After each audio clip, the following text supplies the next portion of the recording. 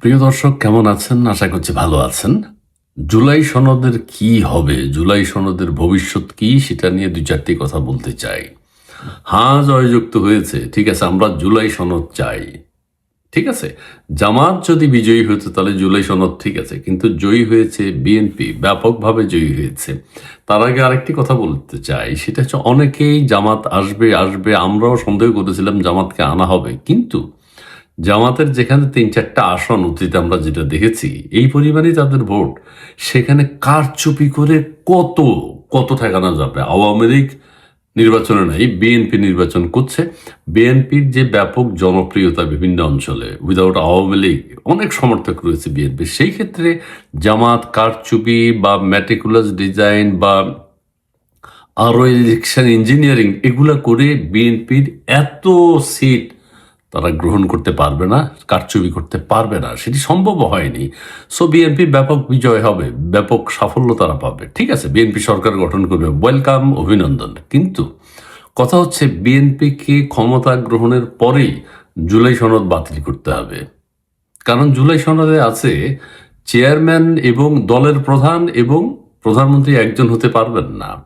এখন বিএনপির সামনে প্রশ্ন, প্রধানমন্ত্রী হবেন কে, চেয়ারম্যান হবেন কে বাংলাদেশ জাতীয়তাবাদী দলের। আরেকটি বিষয় হচ্ছে একজন দুইবারের বেশি প্রধানমন্ত্রী হতে পারবেন না, এবং আরও অনেক শর্ত রয়েছে।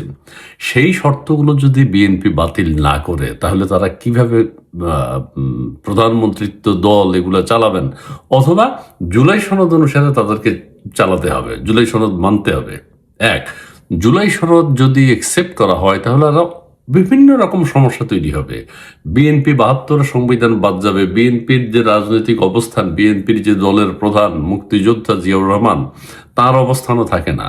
৭১, স্বাধীনতা, মুক্তিযুদ্ধ সমস্ত কিছুকে অস্বীকার করতে হবে, ২৪কে গুরুত্ব দিতে হবে, এবং জুলাই সনদের যেসব হত্যাকাণ্ড হয়েছে, জুলাইয়ের সময় যেসব হত্যাকাণ্ড হয়েছে, সেগুলোর যে ইন্ডিমনিটি দেওয়া হয়েছে সেগুলো বিএনপিকে মানতে হবে। এবং বিএনপির বিরুদ্ধে যে বিষোদ্গার করেছে এই যে এনসিপির ছাত্রছাত্রীরা, এবং ওই যে ব্যারিস্টার ফুয়াদ বা এনসিপি যারা করেন, বৈষম্য বিরোধী ছাত্র আন্দোলন যারা করে, তারেক জিয়ার বিরুদ্ধে যেসব অপতথ্য তারা বলেছে, করেছে বা এখনো বলছে, এগুলোর বিচার বিএনপি কিভাবে করবে? এগুলোর ব্যাপারে তাদের যে অবস্থান সেটা তারা কিভাবে জানাবে? সো অনেকেই ধারণা করছেন এখন সবচেয়ে বড় সমস্যা হচ্ছে দুইবারের বেশি প্রধানমন্ত্রী হতে পারবে না। বিএনপি তো চাইবে ২-৩ বার তারেক রহমান যাতে প্রধানমন্ত্রী হন, সেটা চাইবে, অত্যন্ত স্বাভাবিক। বিএনপি চাইবে দলের প্রধান এবং প্রধানমন্ত্রী একজনই হবেন, অতীতে যেভাবে হয়ে এসেছিল। এখন সেটা যদি বিএনপি বলে যে না, আমরা সেটা করব না, আমরা জুলাই সনদ মেনে যা করার সেটাই করব, তাহলে ঠিক আছে।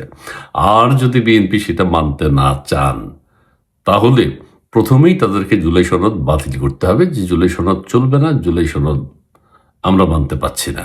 আমরা আর বিএনপি আর একটা জিনিস, সবকিছুতে জুলাই সনদে সবকিছুতে বিএনপি স্বাক্ষরও করেনি, এনসিপিও স্বাক্ষর করেনি।